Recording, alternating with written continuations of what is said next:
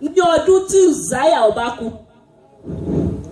Ẹ máa wo òjíṣẹ́ Ọlọ́run látọdún ìjọ yìí kòrò Olúwa lórí ìtẹ́. Nítorí Uzziah ò kú ni. Have you seen it? In the year King Uzziah died, In the year that King Uzziah died, I saw the Lord seated on a throne. it was until that year, until that king died, that king needs to die. This third aspect, you don't need to trash it. If you trash it, it will find a way back into your life. And if you think you want to keep it in the proper place, that's very good. In fact, anything, you know what you need to kill within yourself. This thing has to die. Otherwise, forget it. But when you bẹ́ẹ̀ lọ, ò ní rí Olúwa ní orí ìtẹ́. Kí èèyàn kan tán ẹjú bẹ́ẹ̀ lọ. Nàkan ní kíní kan gbẹ̀mí mímọ́ kan. Ọlọ́run bá ti fi ó ti fún ẹ. Lóòótọ́ ṣá. Ọ̀rọ̀ Ọlọ́run yìí náà dẹ̀ ní ẹbẹ́ yẹn. Pé nígbà tí òun máa yẹn nǹkan tó bá yà mí lẹ́nu ni pé tó bá tún wọnú ṣọ́ọ̀ṣì báyìí òun ló máa tó wá tún ìran ìjìnlẹ̀ ní kíni ẹlòmíì agolo sardine Ọlọ́run akọlù Ọlọ́run gbẹnu wèrè sọ̀rọ̀ títì náà fẹ́yàn so wèrè yẹn ẹ̀mí Ọlọ́run ló kúnú ẹ̀ wèrè tó ń jẹ́ pé bí ọba ńlá lárí wèrè gan gbọ́dọ̀ lọ gbàwẹ̀ pé òun rẹ̀ ní èṣù. Does that mean that the madman is filled with the Spirit of God? If God wants to work, he will use anybody. Ó máa lo anybody. So tó bá rí pé wọ́n náà ní ṣáwa bí báyìí ó ní bí mo tilẹ̀ fún onírúurú èdè tí mo fọ́ ti àwọn áńgẹ́lì pàápàá ó ní sí mi ìbá nífẹ̀ẹ́ and that ìfẹ́ who is ìfẹ́ God. That means if I don't have God, if it's not in me, I am nobody. Kò gbé ẹjọ́ ọ̀run gbàgbé ẹ̀. So Operation Kill It, that year that King Uzziah died, until then ẹ jẹ́ ká sọ fún Ọlọ́run ní orí ìjókòó wa níbi tá a wà yẹn. Ọlọ́run gbogbo tó ní láti kú ní inú ayé mi. Because really some people àti ṣe spiritual sanitation àtọ̀sọ̀kàtẹ̀ tó máa sọ lẹ́nu àti gbálẹ̀ àti gbàtà síbẹ̀síbẹ̀. Ọlọ́run sọ fún wòlíì ó ní pé sọ fún àwọn ènìyàn ó ní lé wọn jáde nínú ilẹ̀ pé mi ìfẹ́ wọn nínú ilẹ̀ mímọ́. Ó ní tí wọ́n bá bí mi pé bo ní kí n lé wọn lọ. Ó ní sọ fún wọn pé àwọn tí ikú fún ikú ìyẹn ní káwọn kan ikú ní ìdájọ́ wọn. Àwọn tí ìgbèkùn fún ìgbèkùn, àwọn tí ìdè fún ìdè, àwọn tí ìyàn fún ìyàn. Sọ fún Ọlọ́run èyí tó tọ́ fún ikú nínú ayé mi tí kò tí ì jẹ́ kí tó dàbí jàǹkárìwọ̀ tí ò tí ì jẹ́ kí ìmọ́lẹ̀ Ọlọ́run kó jọba kí ohun ọ̀tun kó ṣẹlẹ̀ nínú ayé mi. Olúwa bá mi fi iná rẹ̀ parun sọ́ọ̀dì àdúrà ní orúkọ Jésù. Ohun gbogbo tó tọ́ fún ikú nínú ayé mi, ohun gbogbo tó tọ́ láti kú nínú ayé mi, ẹ̀mí mímọ́ yá fi iná rẹ̀ jó pa. Olúwa fi iná rẹ̀ jó pa. Olúwa fi iná rẹ̀ jó pa. Olúwa fi iná rẹ̀ jó pa. Olúwa fi iná rẹ̀ jó pa. In Jesus' name we have prayed. There is this hymn in 45. Ẹ kò bá mi ka ní mi tẹ́ mọ̀ bí ẹ mọ̀ gan. Sorry about that. 45. Hymn 45 verse 1. Ó ní mò ń tọrọ nǹkan lọ́dọ̀ Kristi ẹ mọ̀ para Amẹ́ríkà ní torí ẹ̀ ní má bínú. Mò ń tọrọ nǹkan lọ́wọ́ Kristi. Ṣé rí báyìí sí pé kò sẹ́ni tó sọ the next line fún mi. Torí ẹni mo fún yín tán. Ẹ bá mi kà á. Mo ń tọrọ nǹkan lọ́wọ́ Kristi. Yes ma. Torí èrè pọ̀ lọ́nà mi. Yálà pé lómi tàbí iná. Ṣáà wẹ̀ mí mọ́. Ṣáà wẹ̀ mí mọ́. Jọ̀ọ́ wẹ̀ mí mọ́. Jọ̀ọ́ wẹ̀ mí mọ́. Tara tọkàn. Tara ti tọkàn mi. Mo kọ iná. Mi ò kọ iná. Tó bá gbà bẹ́ẹ̀. Gbà bẹ́ẹ̀, yes. Ọ̀nà kan náà ló dùn mọ́ mi. Ọ̀nà kan náà ló dùn mọ́ mi. Kí ni ṣáà ti ṣe kí ni? Kí n ṣáà. Kí ẹ̀ṣẹ̀ ṣáà ti kú. Ọ̀rọ̀ ikú yẹn gangan mo fẹ́ lò. Operation Kill It. Ọ̀nà kan náà ló dùn mọ́. Because he already láti gba ara àti ọkàn rẹ̀ mọ́. Ó ní kó ṣáà ti kú. Òun ó rí pé ikú ló tọ́ sẹ́ṣẹ̀ kò ní kẹ́ṣẹ̀ ṣáà ti jáde. Ó ti rí pé ọ̀pọ̀lọpọ̀ ìgbà ló jáde ó ti wá kọlẹ̀kùn òun ó tún ká òun mọ́lé. Ọ̀pọ̀lọpọ̀ ìgbà lòun ara fi sáyé ẹ̀ ó tún wá òun wá kò dẹ̀ easy. Ó dàbí ọkùnrin tó lóun ò ṣàgbèrè tó dẹ̀ pé àwọn dẹ̀ wá gbé ka mọ́ ọ́fíìsì àbí kí lẹ fẹ́ kó ṣe tó bá máa kú kó kú o torí pé òun fẹ́ ṣèfẹ́ Ọlọ́run ó ní kẹ́ṣẹ̀ kó ṣàtìkú ní ọkọ mi. Kí ni? Why do you have to sanitize yourself? Why do you have to do proper cleaning up?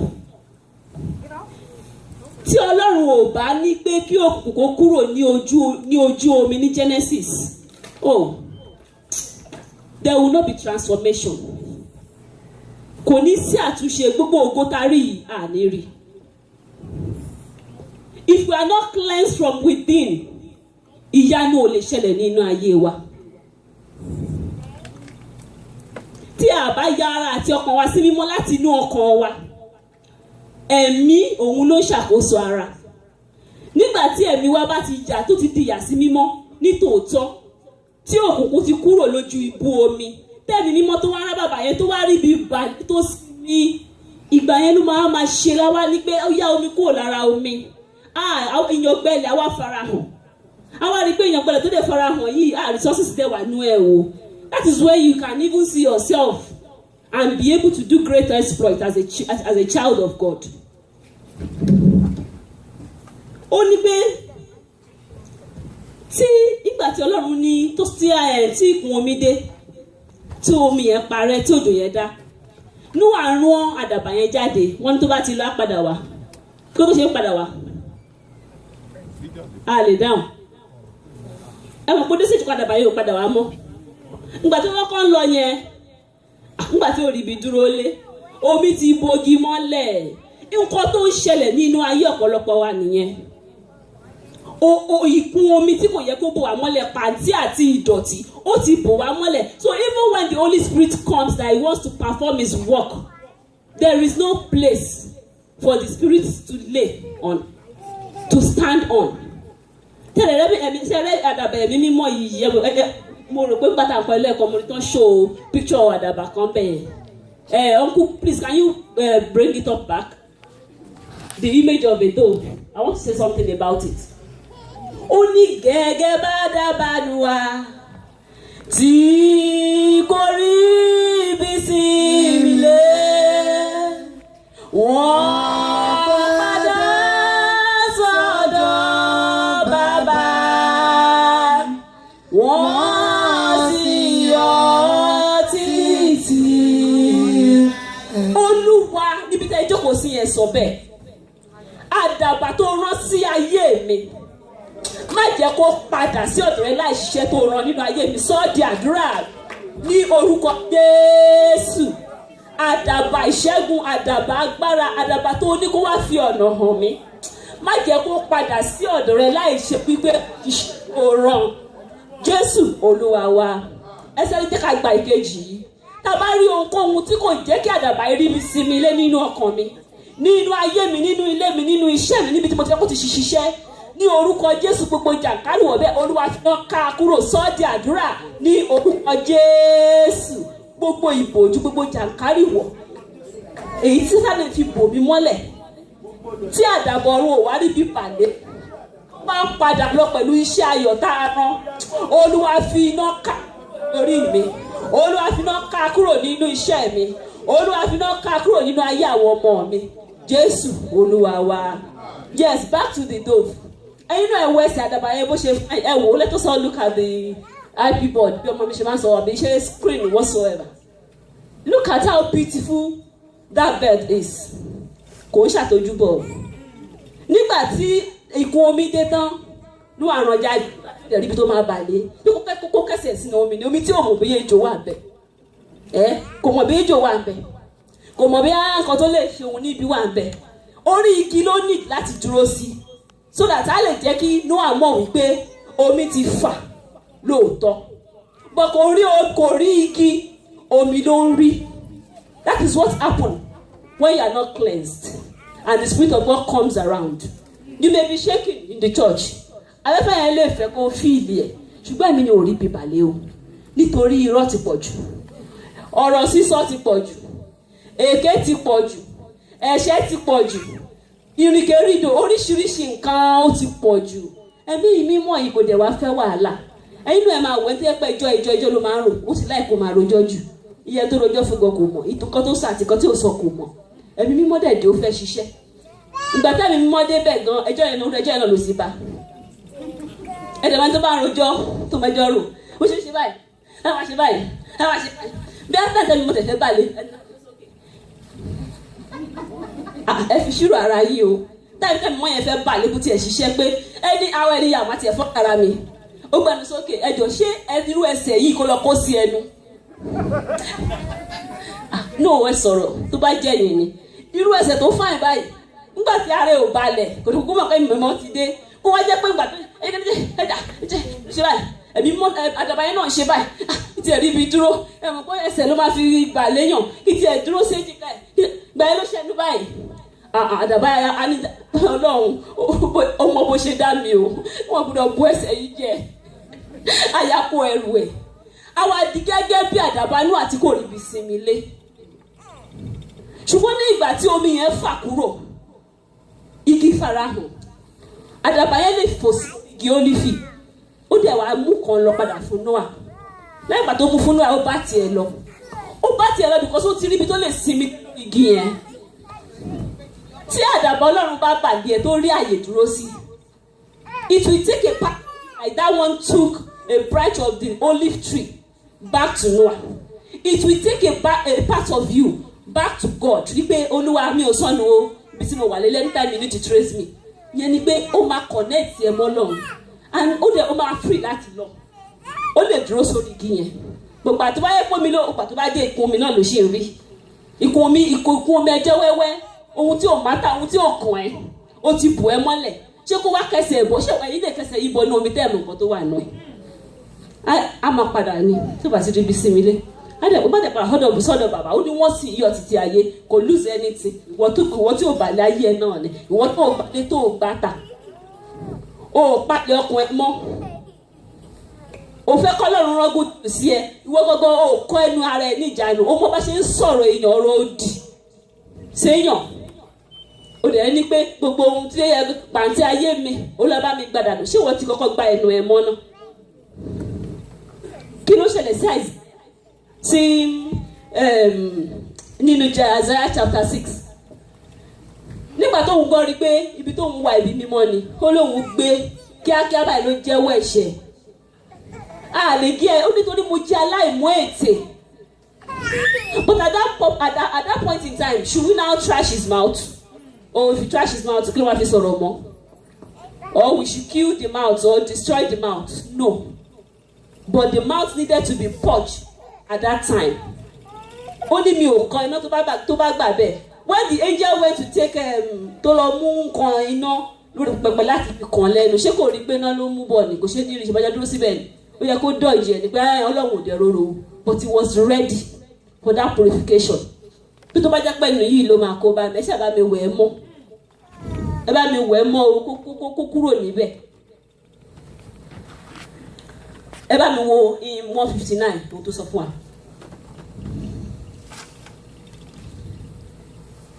In 159 verse 2 and 4. Àlejò kan máa kan kùn. Àlejò kan kọlẹ̀kùn.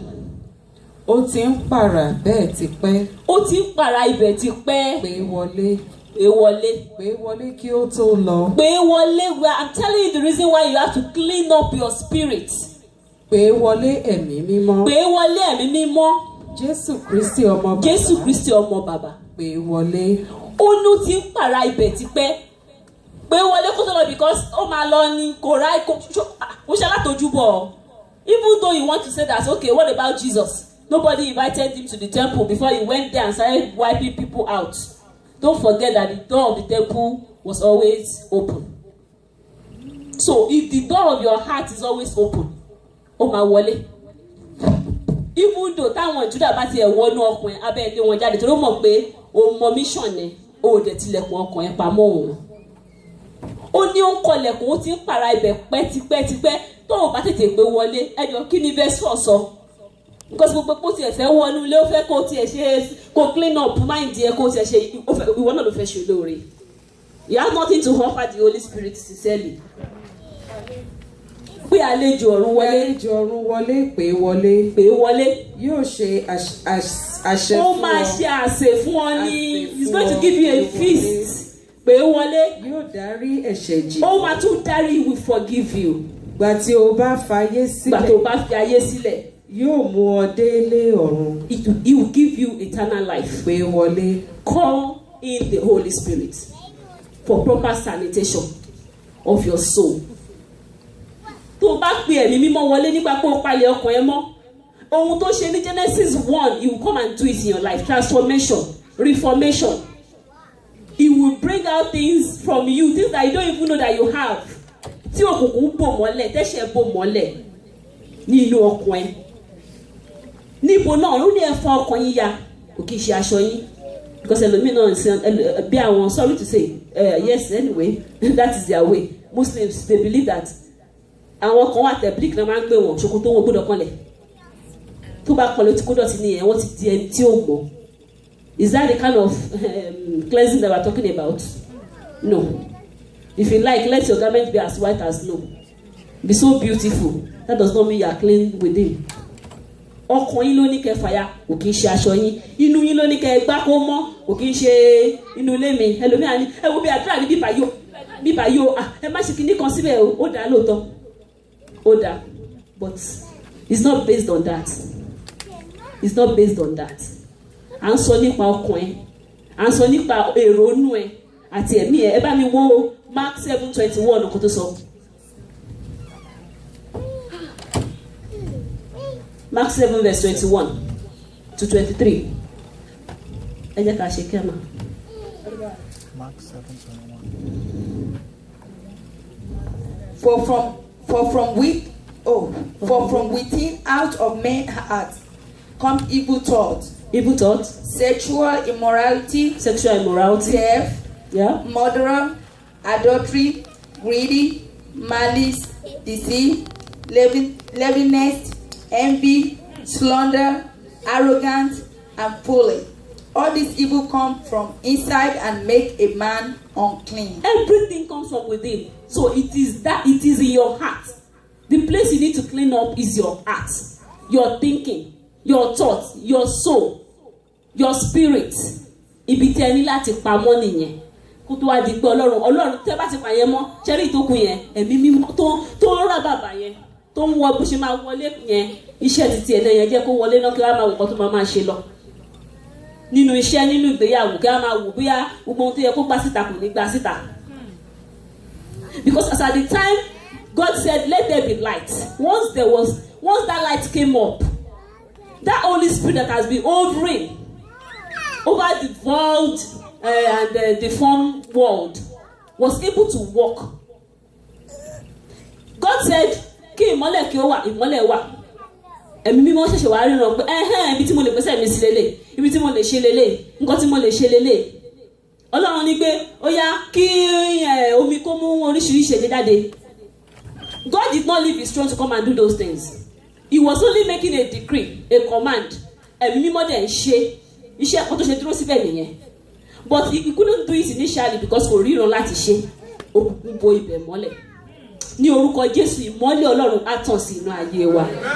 Ní orúkọ Jésù, ìmọ́lẹ̀ Ọlọ́run á tàn sí inú ayé mi. Ó ní kí ni ó lè wẹ ẹ̀ṣẹ̀ mi nù? Kí ni nǹkan tí kí ló tiẹ̀ lè wí? Kí ni mo lè fi gbálé gbòde yìí? Ẹ̀jẹ̀ iyebíye tó mú mi mọ́ rekete. Ìsun mìíràn kò sí.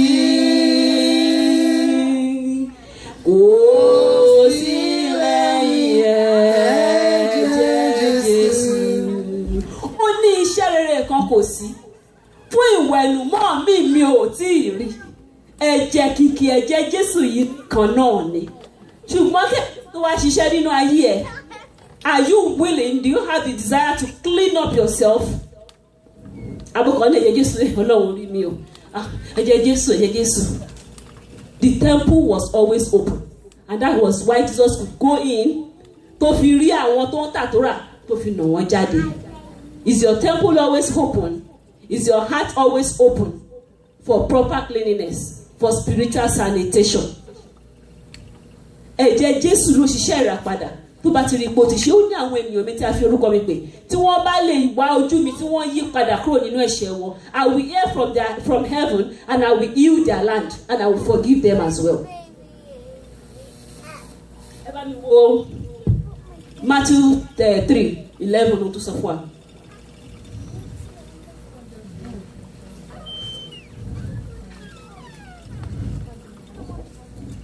I baptize you with water for repentance, but after me will come one who is more powerful than I am, whose sandal I am not fit to carry. He will baptize you with the Holy Spirit and with fire. Thank you, ma. He will baptize you with the Holy Spirit and with fire. Orin yẹn ni bó ṣe iná ni mi ò kọ̀ kí nǹkan kan ṣàkùṣà operation kill it. Bó ṣe iná ni, he will baptize you with what? Holy Spirit and with fire. The Bible says Holy Spirit will teach us all things. That is his own duty. When you want to go astray, don't do that thing. You see, the fire aspect of it is the discipline you give yourself. The spirit part of it is that the Holy Spirit will come as he has promised. He will teach you. It will come in like in a kind of conscience. Kò sẹ́ni fẹ́ ṣe kọ́tí ìdá tí mo fi kọ́tí mo fẹ́ ṣe yìí ò dà kò sẹ́ni tí ò mọ̀. Òyìnbó àwọn onímọ̀ àwọn olóyìnbó ló pè conscience ẹ̀mí Ọlọ́run ni. It is the spirit of God in every human being. You know that this thing is wrong. I'm not supposed to do it. So that baptism of spirit is always there to teach you, to tell you the right thing to do. Then the one of fire, that was what that prophet did not reject. That is self-discipline. It's not easy, but you just have to, because you are really sincere with yourself, with your God, and you want to clean up yourself. So, discipline,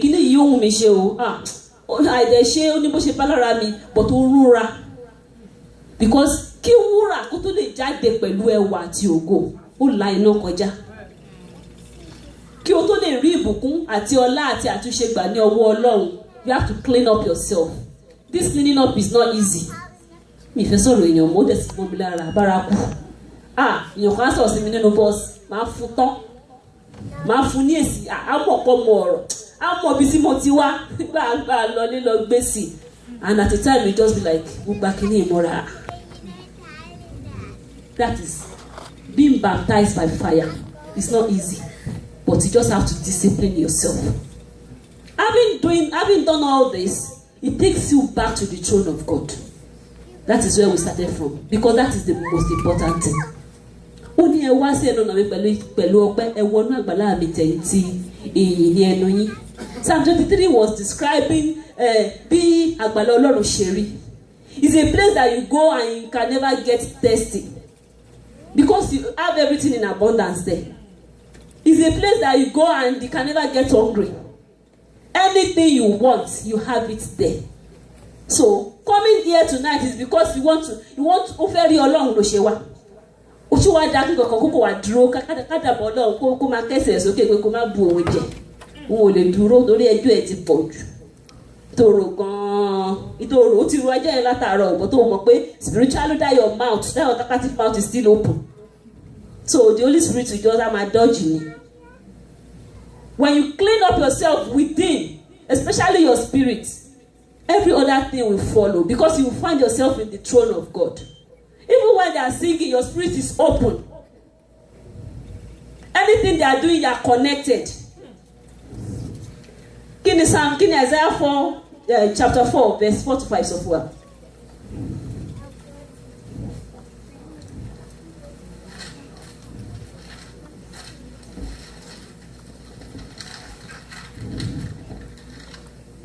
The Lord will wash away the beauty of the women of Zion. The what? The Lord will wash away the beauty of the women of Zion. The purity or impurity? Beauty. Oh, okay. Beauty of the women of Zion. It will cleanse the bloodstain from Jerusalem by a spirit. Yes. Of judgment and a spirit of fire. Yes. Then the Lord will create over all Mount Zion. After he has done that cleansing, he will do what? create on Mount Zion, Create on Mount Zion. and over those who assemble there a cloud of smoke by day, That is his glory. It will definitely come upon you because you are cleansed. Go on, ma. and a glow of flaming fire by night. Over all the glory will be a canopy. It will be a shelter and shade from the heat of the day, Can you hear that? and a refuge and a hiding place from the storm and rain. Ẹ ṣeun nǹkan tí Ọlọ́run fẹ́ ṣe fún ẹnìyẹn tó bá ti pé ariwo ara rẹ̀ mọ́. Psalm 24 ó ní ẹni tó ní ọwọ́ mímọ́ àti àyà funfun ìgbà tí Jésù ti lọ gbé gbogbo ẹ̀ṣẹ̀ wa rù. Ìsàwòkú gan fẹ́ jẹ́ kó mọ̀ pé nǹkan tó gbèrú yẹn wàá mọ̀ pé ibi tó ti wá yẹn you cannot go back there with this sin. Ọlọ́run kò lè wojú ẹ̀ máa tètè ẹ̀ mọ́ ní God, why did he forsake me? Because Ọlọ́run ò lè wo ẹ̀ṣẹ̀. Ìsàwòkú yẹn dúró dè ṣe bó lọ́rùn gbogbo ẹ̀ sórí ni wàá mọ̀ pé ìwò ọjà kárìwọ̀ wàá mọ̀ pé ó máa ń bóyàn mọ́lẹ̀ kì í jẹ́ kíyàn rí ìtẹ̀kọ́ ń jẹ́ kíyàn rí òkú Ọlọ́run. But Jesus said something. Ó ní ọmọ aládé ayé yìí, the prince of this world came to me and yet found nothing in me. Kí ni kò rí nínú ẹ̀? Kò rí ẹ̀ṣẹ̀ nínú ẹ̀. Kò rí àbàwọ́n nínú ẹ̀. Kò rí àbùkù nínú ẹ̀. Ohun tó máa jẹ́ kó mu kò rí nínú ẹ̀. Ó ti sanitize rẹ̀. Ó ti gbá ara ẹ̀ mọ́. Ó ti palẹ̀ ọkàn ẹ̀ mọ́. And he now said, who will ascend unto the hills of the Lord? Ẹ tó lọ mímọ́ àtẹ̀yà funfun. Jésù wá wò pé wọ́n máa ní táàmù yẹn ni Jésù fi jíǹde àbí? Jésù tó bá jẹ́ pé tó ní ọwọ́ mímọ́ àtẹ̀yà funfun ni mà ìdàrúbi sàháínà kùdíà. Ó tó bá jẹ́ wípé ẹni tó ní ọwọ́ mímọ́ àtẹ̀yà funfun ló máa gorí òkè Olúwa lọ ni. Tó bá jẹ́ yẹn ni ó ní ẹgbẹ́ orí yín sókè tó bá rí bẹ́ẹ̀ nígbà náà. Ẹ fẹ́ ṣí ilẹ̀kùn ìsà òkú àbí? Kí ni ìdí tẹ́ ṣe fẹ́ ṣí o? Ta ni yóò gun orí òkè Olúwa lọ? Ẹni tó ní ọwọ́ mímọ́ àti àfúnfún tó bá jẹ́ ìyẹn ni I have it. Tó bá jẹ́ ìyẹn ni mo ní. Tó bá wá rí bẹ́ẹ̀ ó ní ẹ gbọ́ ọ̀rọ̀ Olúwa ẹ̀yin ilẹ̀ gbogbo. Ilẹ̀ gbọ́ Olúwa. Mo rò pé ẹ máa dìde máa sọ̀rọ̀ ṣá ẹ̀yin ará Amẹ́ríkà yìí. Ilẹ̀ gbọ́ Olúwa.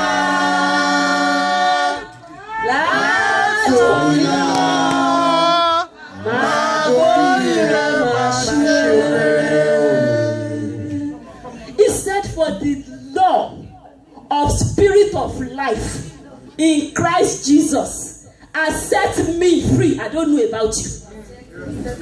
The law of spirit of life. There is a spirit. It is the spirit of life.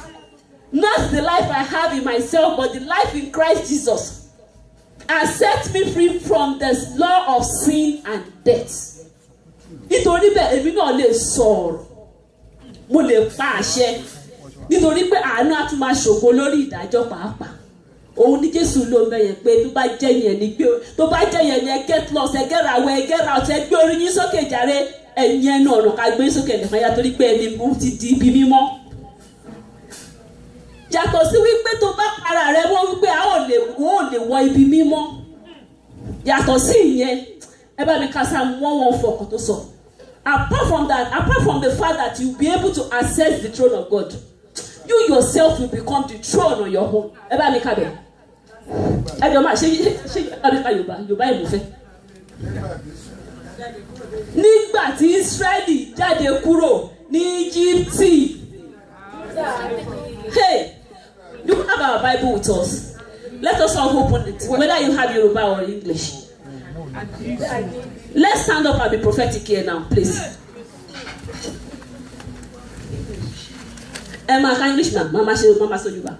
When Israel came out of Egypt, Nígbà tí Ísírẹ́lì jáde kúrò ní Íjíbítì. the house of Jacob from a people of foreign tongue. Please hold on, ma. That Isaiah 4. There's something that talked about maybe the chapter 5 of it, verse 5 of it, I don't know. Please open it again. Hold on, ma. Then the Lord will create over all of mountains. Isaiah chapter 4. Verse 5. Okay, go on. Then the Lord will create over all of Mount Zion. Yeah? Okay, verse 4. The Lord will wash away the filthy. Continue, please.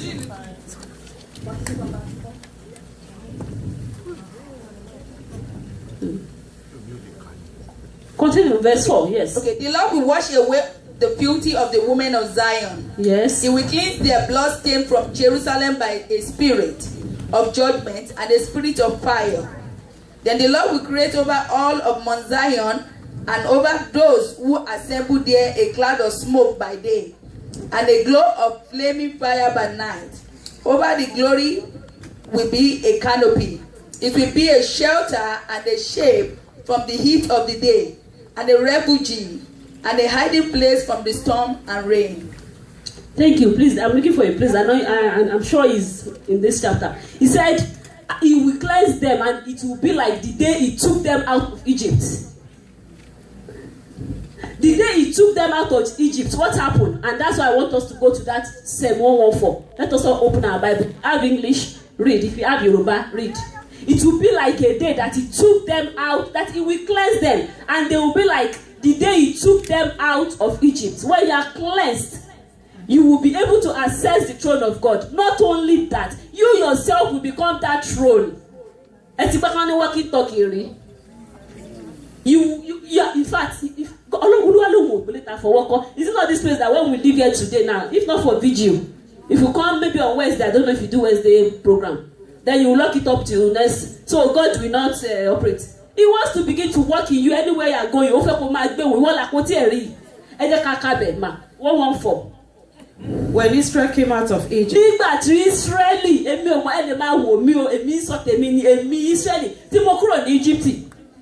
the house of Jacob from a people of foreign tongue,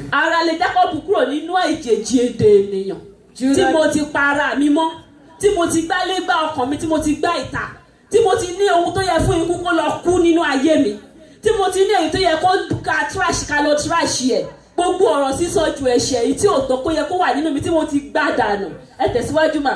Judah became God's sanctuary. Mo wá di ibi mi gbọ́ ni did they say that Judah now came to God's sanctuary? Is that what the scripture is saying?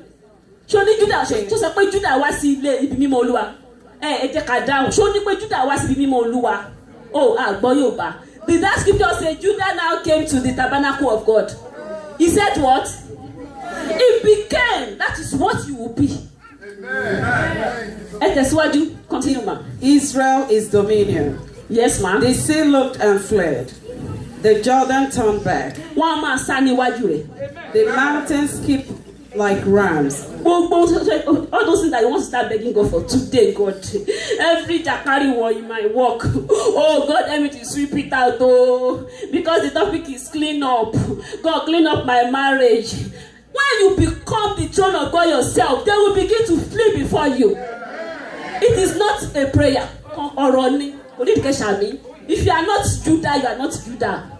If you don't say amen to it, if you are not Judah. Because if you are not cleansed, you are not the tabernacle of God, you are not the throne of God yourself. You cannot say amen to it. It is the word of God. And it cannot change. Judah became God's sanctuary. Yes, Israel ma'am. is dominion. Yes, ma'am. The sea looked and fled. The Jordan turned back. That was what happened.